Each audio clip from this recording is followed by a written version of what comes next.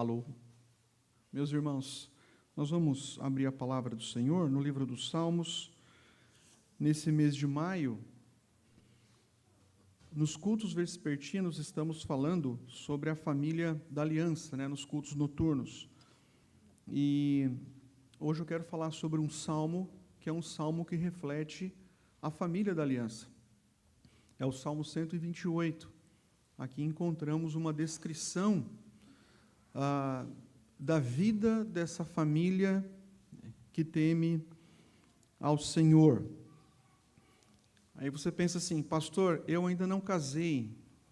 Qual a utilidade, então, desse salmo? Bom, ele vai preparar você para o casamento.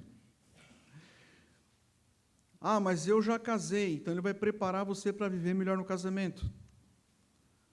Ah, mas eu não vou casar mais. Ele vai preparar você para ajudar outros que estão no casamento. Ele prepara tanto o pai, quanto o avô, quanto a avó. Então, nós sempre aprendemos, irmãos, por meio da palavra de Deus, a vivermos a vida cristã em todas as áreas, inclusive na família, no lar e na sociedade. Diz assim a palavra do nosso Deus, Salmo 128, bem-aventurado aquele que teme ao Senhor e anda nos seus caminhos, do trabalho de tuas mãos comerás, feliz serás, e tudo te irá bem. Tua esposa no interior de tua casa será como a videira frutífera, teus filhos como rebentos da oliveira à roda da tua mesa. Eis como será abençoado o homem que teme ao Senhor. O Senhor te abençoe desde Sião, para que vejas a prosperidade de Jerusalém durante os dias de tua vida e vejas os filhos de teus filhos, paz sobre Israel. Que Deus nos abençoe com a leitura e também com a exposição da sua santa palavra. Eu creio que todos os irmãos conhecem muito bem o Salmo 128. Talvez você conheça tão bem que você esteja pensando, pastor, já ouvi alguma coisa, uma mensagem, um estudo. A palavra de Deus, ela é maravilhosa porque ela se renova em nós. Pense bem, esse salmo, ele faz parte daquele conjunto de salmos conhecido como salmos de romagem. Você vai encontrar aí do Salmo 120 até o Salmo 134, os salmos de romagem, que eram chamados de salmos dos degraus. Era o salmo da subida, eram os cânticos que os peregrinos entoavam quando iam a Jerusalém adorar a Deus, principalmente naquelas festas principais, Páscoa, Pentecostes e festa do tabernáculo. E os peregrinos, então, sempre entoavam estes salmos de romagem. Eles subiam cantando em conjunto, adorando a Deus durante aquelas viagens, e quando eles chegavam lá em Jerusalém, então, no templo, todos juntos ali celebravam e adoravam o nome do Senhor em Jerusalém.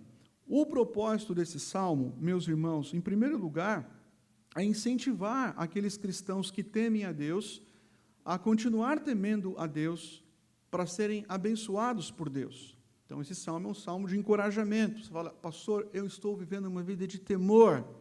Então, permaneça nesse caminho e tema ainda mais. Mas esse salmo também, ele serve para despertar em nosso coração gratidão. Gratidão pelas bênçãos materiais e espirituais que Deus tem derramado sobre nós. Talvez você tenha sido muito abençoado como esposa, como mãe, como pai, na sua família, na sua empresa, há muitas graças de Deus, mas talvez você não tenha expressado tanta gratidão. Então, este é um salmo que nos leva à gratidão, dobrarmos os nossos joelhos, erguermos as mãos, Senhor, obrigado pela minha vida, pela minha casa, pelo meu lar, mesmo nas lutas e nas provas que enfrentamos. Mas este salmo também serve para fortalecer a nossa família, fortalecer o nosso lar. E quando o nosso lar é fortalecido, irmãos, a nossa sociedade é fortalecida, a nossa nação é fortalecida. Então, este é um salmo que também serve para o fortalecimento da família. O que nós encontramos nesse salmo? Nós encontramos um homem que se uniu a uma mulher, ele construiu uma família, diz aqui o texto que ele teve filhos, netos, e teve um trabalho muito, mas muitíssimo abençoado.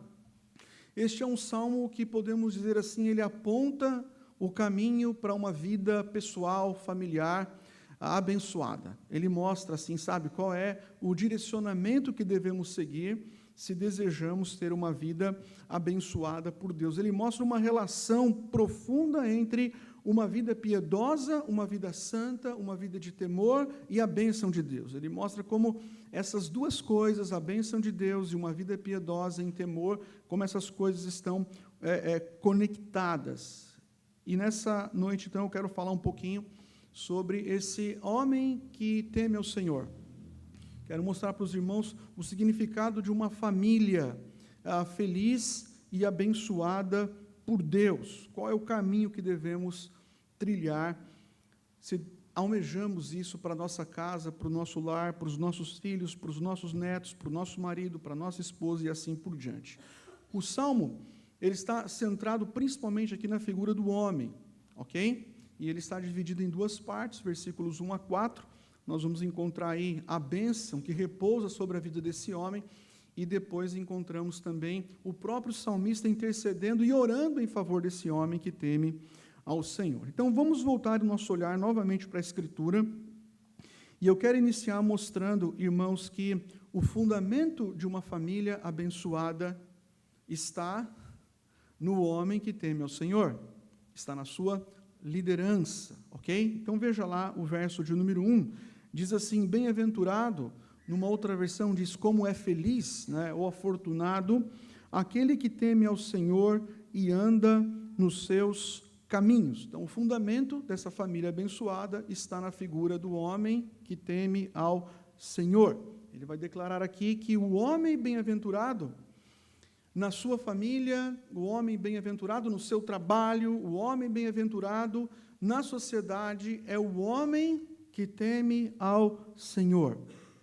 Isso é muito importante, porque o temor a Deus é uma espécie de pré-requisito, e um pré-requisito essencial, meus irmãos, para desfrutarmos das bênçãos de Deus, em nossa vida pessoal, em nossa família, bem como na sociedade. O que é exatamente esse temor? Esse temor, meus irmãos, não se refere àquele pavor, aquele desespero, né, que nós sentimos quando estamos diante de uma ameaça. Por exemplo, esse temor não se refere àquele pavor, sabe aquele pavor do garotinho?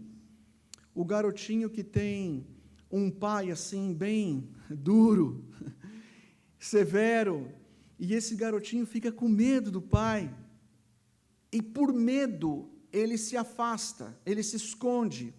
Por medo, ele obedece, mas ele obedece porque ele tem muito medo de ser castigado, de ser punido. Não é esse tipo de temor que nós devemos ter do nosso Deus. Temor aqui se refere àquela reverência santa, aquela reverência que é fruto de uma percepção. Qual percepção? A percepção da santidade, da soberania, da grandeza, do amor, do poder de Deus. É essa percepção, irmãos, que nós ganhamos quando nós reconhecemos que estamos diante de um Deus transcendente, de um Deus soberano, onipotente, um Deus que é justo, um Deus que nos conhece por dentro e por fora.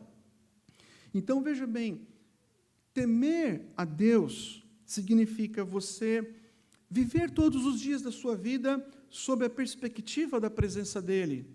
É você acordar e dormir com a perspectiva de que você está vivendo diante de Deus. Você está vivendo diante da presença de Deus. E quando você ganha essa noção constante no seu coração de que a sua vida ela é vivida corandeu, né, ou diante de Deus, isso faz com que você se afaste do pecado. Quando você ganha essa perspectiva, isso faz você começar a tomar decisões muito mais segundo a vontade do seu Deus, e não segundo a sua própria vontade. Você começa a pensar, você começa a refletir.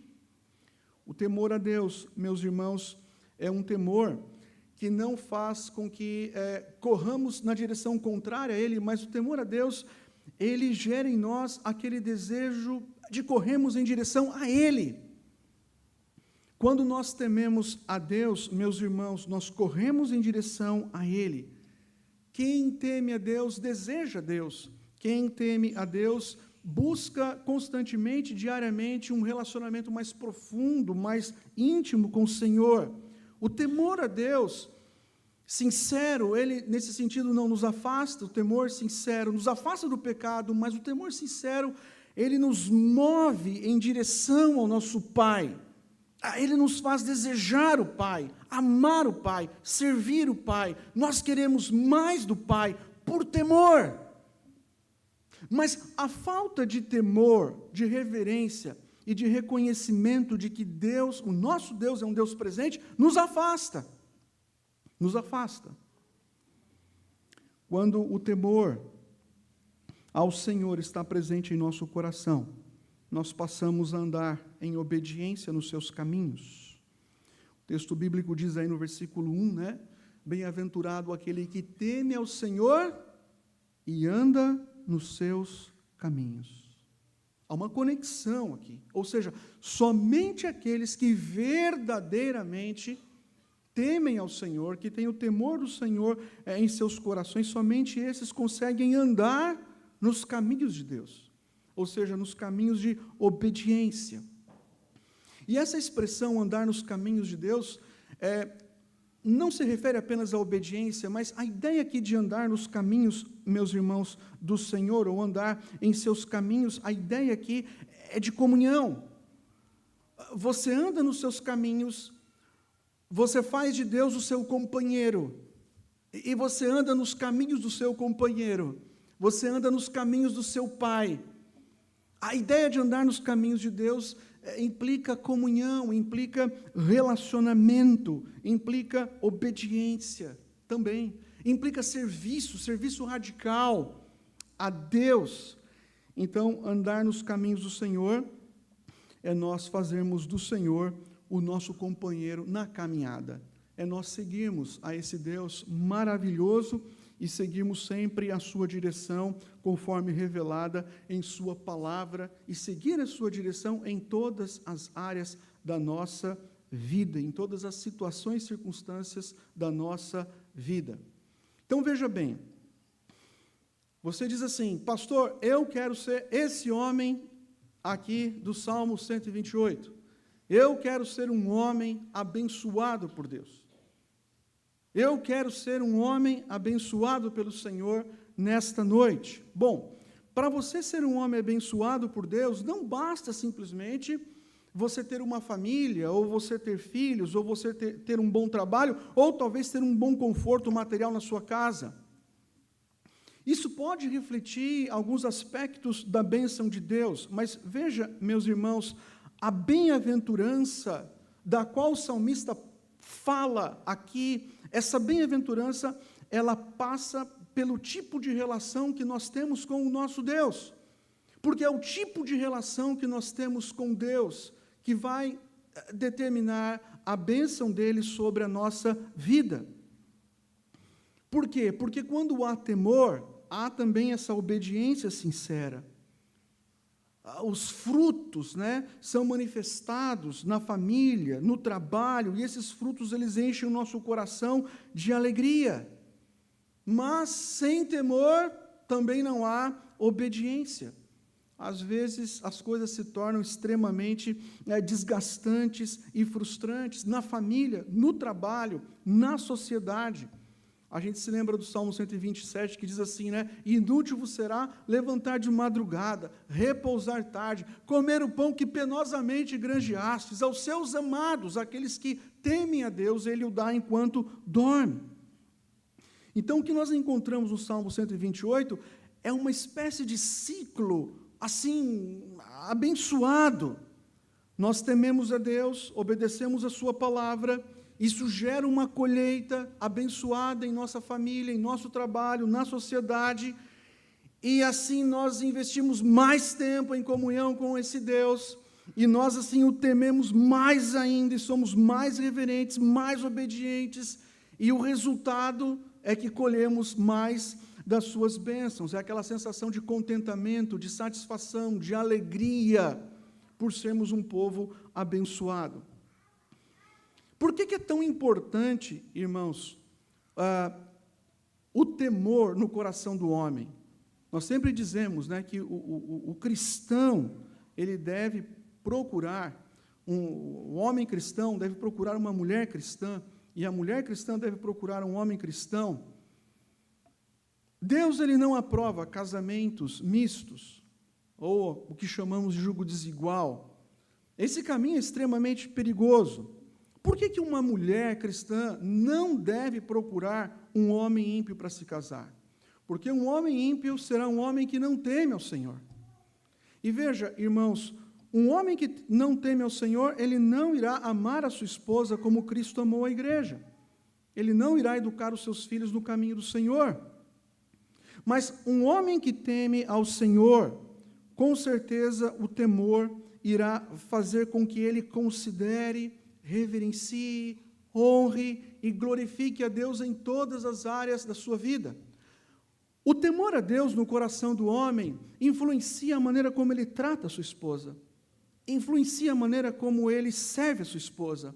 O temor do Senhor no coração do homem influencia a maneira como ele vai educar os seus filhos. Ele teme a Deus, ele anda em santidade e ele se preocupa com os seus filhos. O temor influencia o tipo de educação que ele oferece aos seus filhos.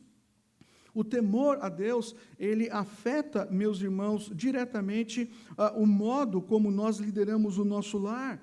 E devemos liderar de forma sacrificial. É aquele amor doador, é aquele amor de entrega.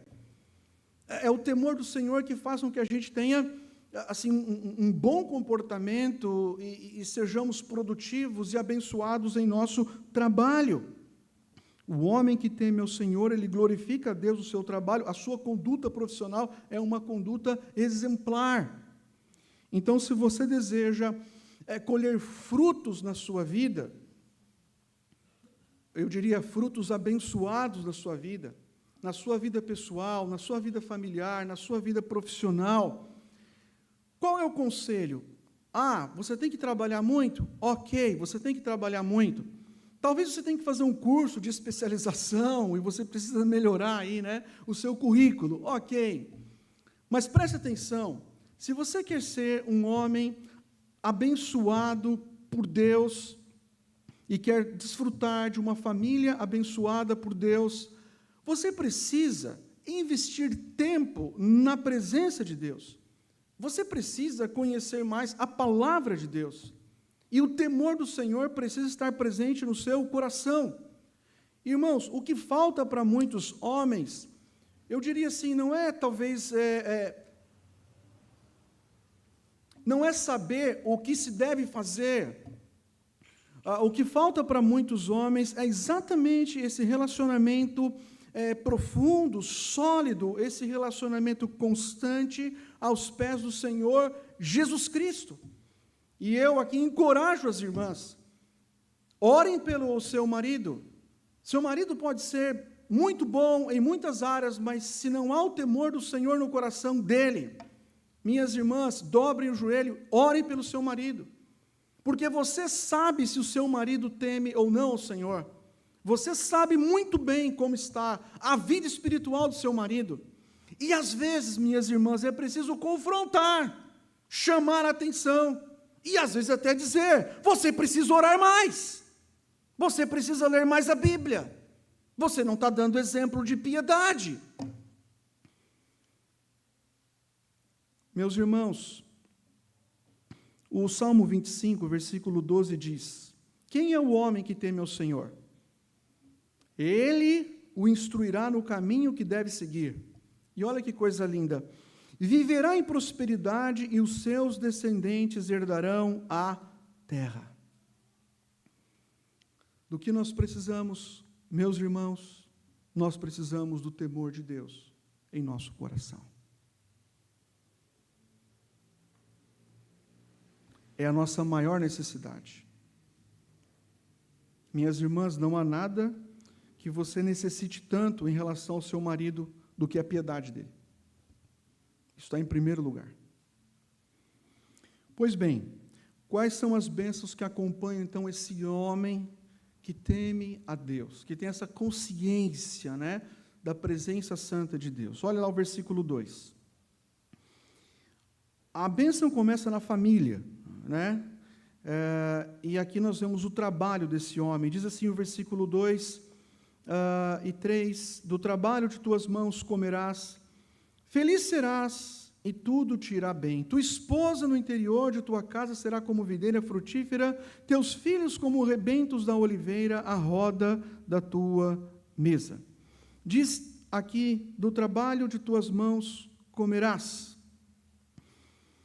Irmãos, o trabalho é uma bênção ou uma maldição? Tem alguns aí que ficaram na dúvida agora. Falaram, ai meu Deus do céu, o negócio está pegando, né? Trabalho é complicado. O trabalho é uma bênção de Deus. A bênção. O trabalho é uma bênção de Deus. Mas para muitas pessoas o trabalho é visto como o quê? Como maldição. Ah, não, Deus amaldiçoou lá. Mas em Cristo, irmãos, acontece uma reversão. Ou seja, o trabalho não é uma maldição, mas para alguns, infelizmente, o trabalho é encarado como maldição, como algo assim cansativo, exaustivo, desnecessário, insatisfatório. Ah, seria bom se eu pudesse ficar numa rede todos os dias recebendo o meu salário no final do mês.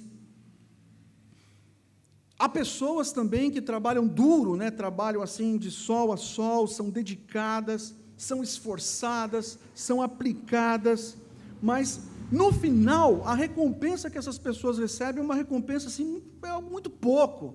Trabalham e recebem como recompensa o cansaço, o estresse, a fadiga, e mais trabalho que resulta num ciclo de acúmulo que não satisfaz, que não traz paz, que não traz contentamento, e é uma busca infinda que nunca chega, né, a lugar algum.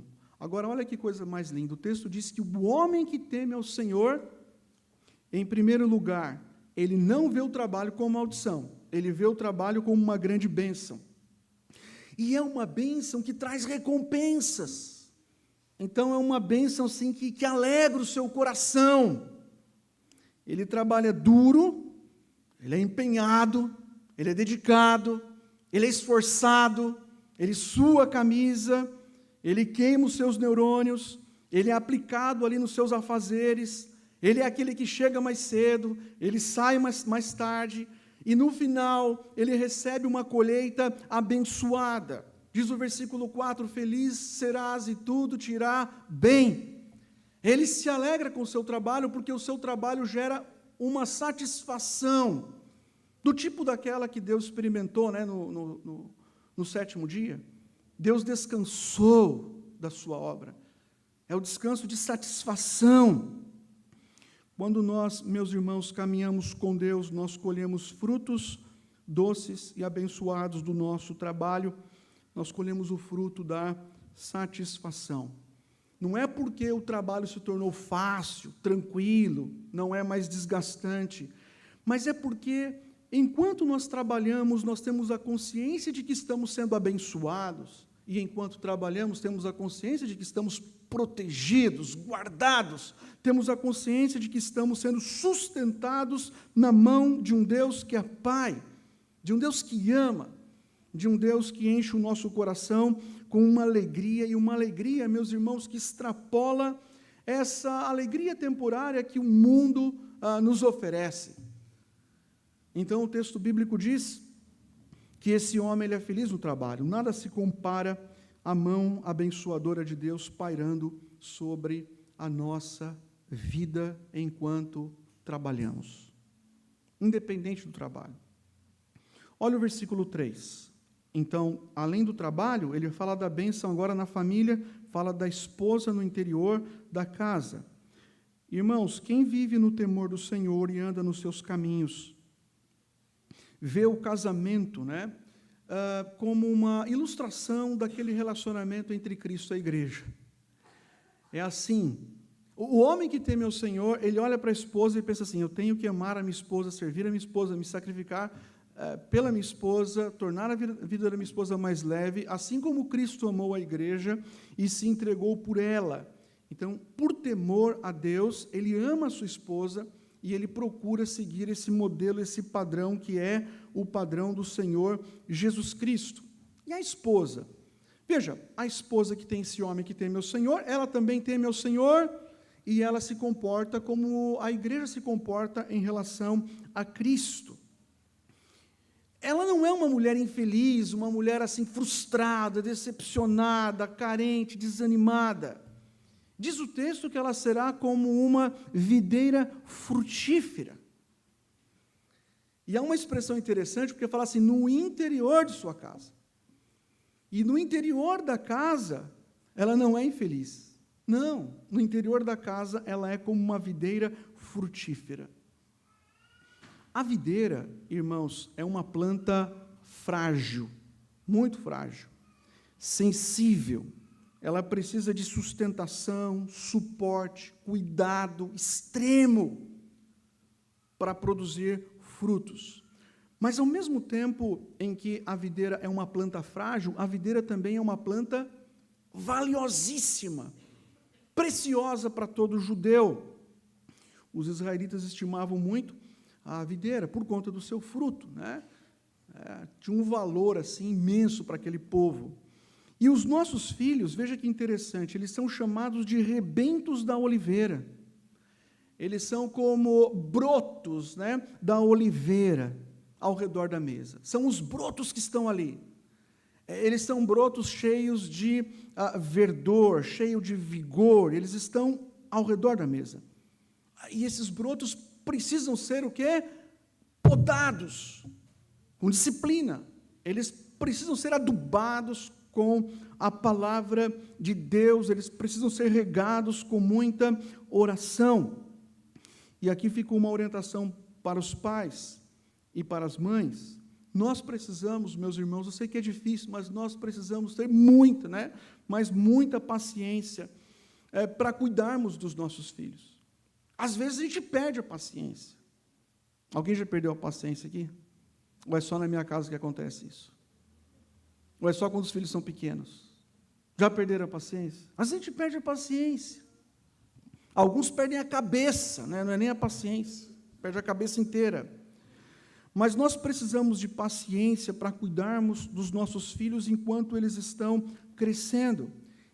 E veja, paciência e perseverança para educá-los. Isso, irmãos, é gratificante. E será gratificante no futuro, porque essas pequenas oliveiras, esses brotos, né, de oliveira ao redor da mesa, eles crescem. Tem alguns irmãos que sabem do que eu estou falando, eles são transplantados depois, transplantadas para um outro jardim, eles vão embora. Mas, quando eles vão embora, eles se tornam resistentes, esses brotos. São brotos frutíferos, produtivos. E nós somos um povo feliz, e você pode dizer, eu sou um homem feliz, uma mulher feliz, porque você tem tido o privilégio de ver os seus filhos darem continuação e renovação aí do povo de Deus sobre a terra. O salmista, ele usa essa expressão interior da casa, que eu citei há pouco, e eu sei que algumas mulheres resistem a essa expressão, né, porque fala interior da casa não, pastor. Interior não, quero ficar no exterior da casa. Interior não é comigo, né? Louça não é comigo. Mas ele fala aqui dessa esposa que encontra felicidade no interior da casa. A ideia é que ela encontra felicidade no convívio com os filhos, convívio diário. E ela também encontra uma satisfação na manutenção do lar. Eu não estou dizendo que essa passagem é uma proibição em relação à mulher ter um trabalho fora, meus irmãos, não é isso que o texto está dizendo, mas o ponto central é que essa mulher, veja bem, ela não será uma mulher insatisfeita, ela não será uma mulher infeliz, uma mulher amargurada, uma mulher ressentida por estar no interior do seu lar. Algumas mulheres, às vezes, elas ficam sobrecarregadas no lar, porque elas acabam assumindo muitas funções. Elas acabam assumindo mais funções do que foram chamadas para realizar. Às vezes se sentem sobrecarregadas porque é uma troca, uma inversão de papéis dentro da família, e também elas se sentem sobrecarregadas. Às vezes se sentem sobrecarregadas porque não contam com o suporte do marido.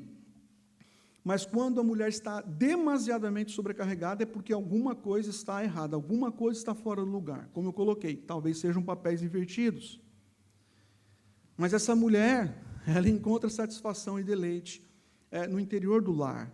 Mas toda vez que ela chega no interior do lar, o que ela encontra? Ela encontra um homem que teme ao Senhor e que anda nos seus caminhos. Ela encontra o melhor de todos os homens. E por isso ela se sente feliz e realizada. Eu abro um parênteses aqui para dizer o seguinte, principalmente para as meninas, né? As que estão se preparando aí para o casamento ou pretendem se casar. Eu encorajo todas as jovens a se casarem. Case, porque o casamento é uma bênção, ok? Mas talvez nem todas tenham esse chamado. O que eu quero dizer com isso? Veja, se uma mulher, ela não gosta de casa, ela não gosta do lar, ela não gosta assim, de criança, não gosta de filhos, né? Se ela não tem esse apreço, esse gosto, né, pela manutenção do lar, se ela fala, não, eu odeio ser dona de casa, eu odeio isso daí não faz parte da minha vocação. Cuidar dos filhos, nossa, eu vou terceirizar esse serviço. Manutenção do lar, não, isso não faz parte. É preferível que essa pessoa não se case. Se ela tem outro foco, é preferível que ela permaneça solteira, porque se ela entrar no casamento, ela vai ter que compreender que há um papel importantíssimo que a mulher executa dentro da família da aliança, dentro do lar. Como eu disse e repito, eu não estou afirmando que a mulher não possa trabalhar fora, mas o chamado primário de uma mulher casada com um homem que teme ao Senhor em relação ao marido e aos filhos é cuidar do marido e dos filhos.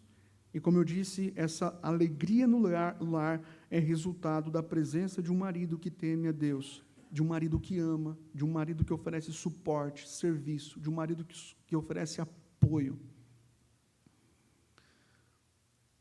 Agora, veja, irmãos, os versículos 5 e 6 é a parte final.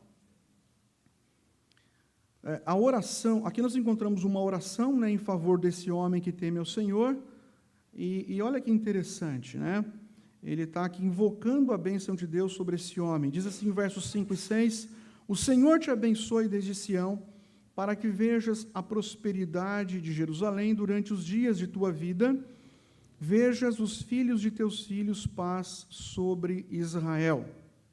Então, a primeira declaração aqui é, o Senhor te abençoe desde Sião. Para aquele antigo Israel, Sião estava ligado a Jerusalém. Ali estava Jerusalém. E lá em Sião estava o quê? O templo, que era símbolo ali da presença de Deus, né? Então, toda a glória, a beleza, a graça, ali era o local, considerado o local da habitação de Deus, porque ali em Jerusalém Deus se manifestava, Ele manifestava a sua presença. Então, é como se o salmista dissesse assim, olha, que as bênçãos do Deus de Israel, do Deus que habita em Sião, do Deus que tem abençoado Sião, pois bem, que as bênçãos desse Deus, esse Deus é Deus de um povo, pois bem, que as bênçãos do Deus de Israel sejam abundantemente derramadas sobre a sua vida. Ele diz em segundo lugar, para que vejas a prosperidade de Jerusalém durante os dias de tua vida. É como se ele dissesse assim, olha, que o Senhor te abençoe, homem temente, para que você consiga ver a prosperidade do povo de Deus, para que você consiga perceber e ver a prosperidade de Jerusalém. Não é só a prosperidade de uma cidade no sentido econômico, é mais do que isso. É a bênção da prosperidade sobre o povo de Deus. Prosperidade, meus irmãos, é aqui definida pelo salmista como sendo um legado espiritual e um legado que nós transmitimos aos nossos filhos, que resulta na bênção sobre toda a nação. Nós estamos tratando nos encontros de casais, o tema é famílias fortes, igreja forte, né? Famílias fortes, igreja forte, famílias fortes, não só igreja forte, mas sociedade forte, nação forte, como fruto de uma família forte, firmada na verdade. E ele finaliza com essa declaração: veja os filhos de seus filhos, paz sobre Israel. A alegria do homem que teme ao Senhor é ver não somente os filhos, mas ver os filhos dos filhos. Ele vê os netos, ele vê os filhos carregando o legado, e ele vê os netos carregando o legado da fé. É a alegria do homem que teme ao Senhor. É uma alegria nós vermos os nossos filhos crescendo na igreja, amando a Deus, amando o Senhor, e é uma bênção ainda maior vermos os filhos dos nossos filhos amando a Deus, servindo a Deus, buscando a Deus. Isso é motivo de grande alegria, né? Ver os nossos netos amando a Deus. Se você já é avô e avó e tem tido esse privilégio, que bênção! É motivo de alegria quando vemos os filhos dos filhos servindo a Deus ao redor da mesa, né? Essa é a alegria, né? Todos juntos ali.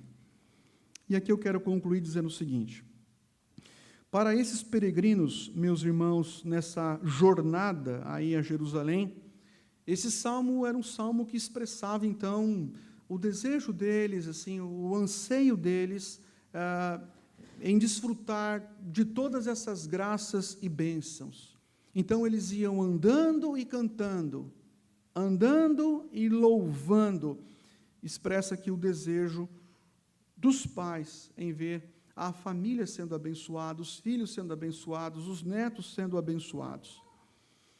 Nós também somos peregrinos, não estamos indo em direção à cidade de Jerusalém, lá em Israel, mas nós estamos indo em direção a Jerusalém Celestial. Todo mundo aqui está no mesmo trajeto, né? Estamos subindo em direção à Nova Jerusalém. E esse salmo, irmãos, ele continua e deve continuar expressando também aí o nosso desejo, o desejo de vermos um legado, né, piedoso na vida dos nossos filhos, na vida dos nossos netos, vemos os filhos dos filhos temendo, amando, servindo o Senhor.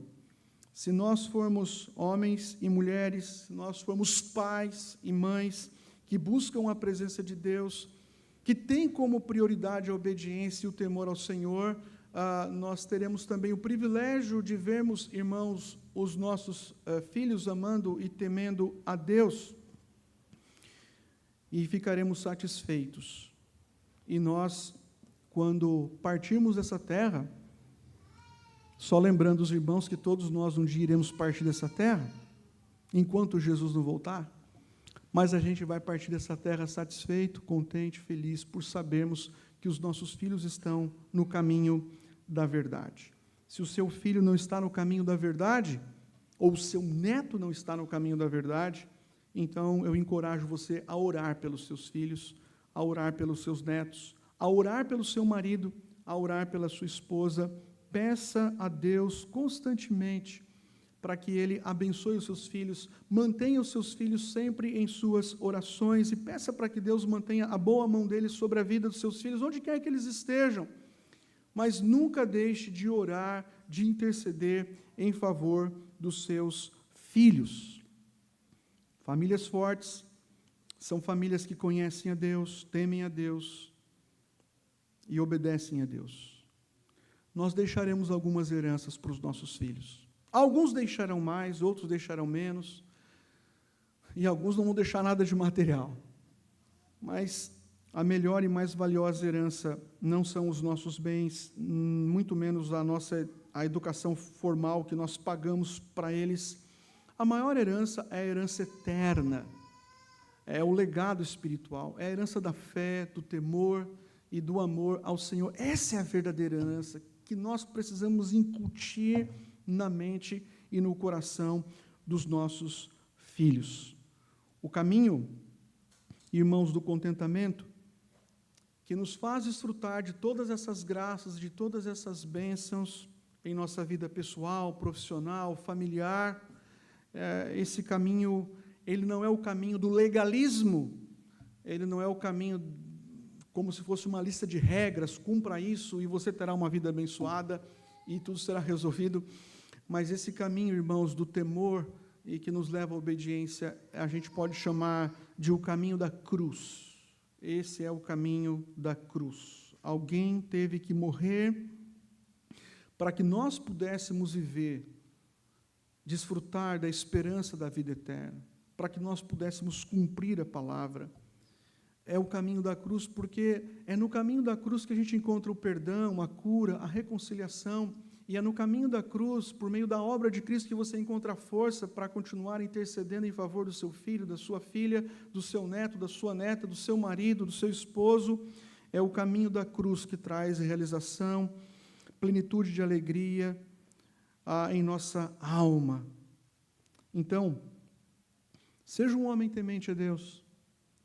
Talvez você pense assim, minha família precisa disso, precisa daquilo. Talvez você está concentrado em um monte de coisa. Meu irmão, esqueça tudo isso.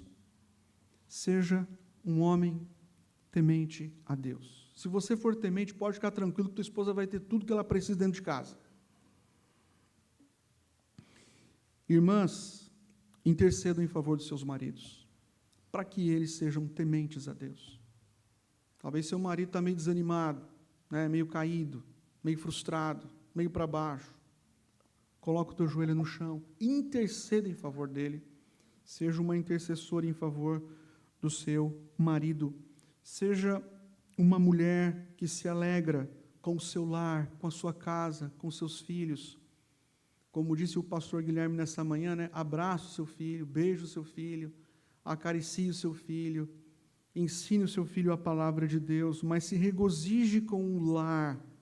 O lar é o ambiente no qual a esposa que é amada e servida por esse homem que temente, é nesse ambiente que ela encontra o quê? A alegria e a satisfação.